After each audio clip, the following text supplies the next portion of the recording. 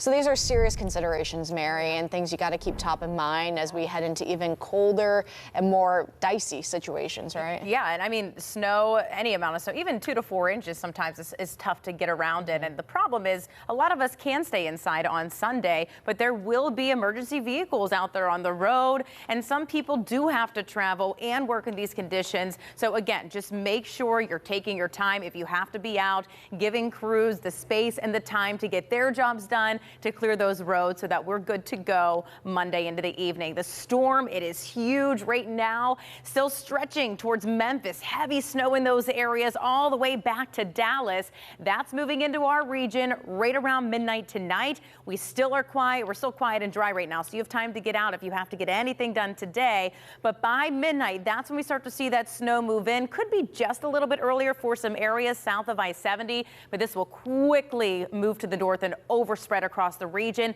Heavy snow, but 5, 6, 7 o'clock does get a little tricky for some areas into Garrett County, Maryland, Preston County. We'll have some warmer air aloft that tries to get us a little bit of a mix, some sleet. The majority of us, that heavy snow continues through the afternoon. See the pink again, 1 o'clock. This is a typical Pittsburgh setup here where we start to see that warm air. It does look to stop into those Laurel Highlands and Ridges or places into Westmoreland County, and that heavy snow continues for most of us. Even by 5, 6 o'clock, we could see a little bit of dry air winning over even into the West Virginia Panhandle. Again, this will be right around dinner time, but by that point, we're already seeing a good 8 inches, if not more, of snow. So it looks to be about 10 to 15 inches. Again, this will be starting tonight at midnight, all the way through Monday morning. Several inches per hour, 8 to 12 inches for areas well to the north. And then again, those areas south of I-70 better on that lower end of about 8 to 12. So currently still very frigid, 0 degrees, 13 below is how it feels.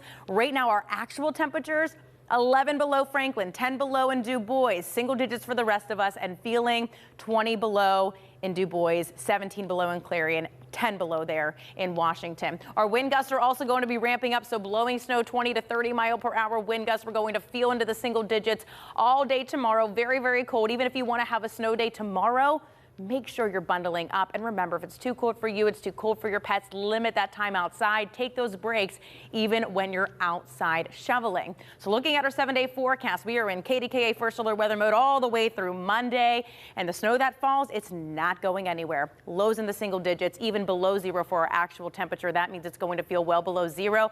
Most likely some school delays as well Tuesday morning, if not a remote learning day, because how cold it's going to be in the morning. But our high temperatures are going to struggle. We are only into the teens for our highs and feeling in the single digits during the day.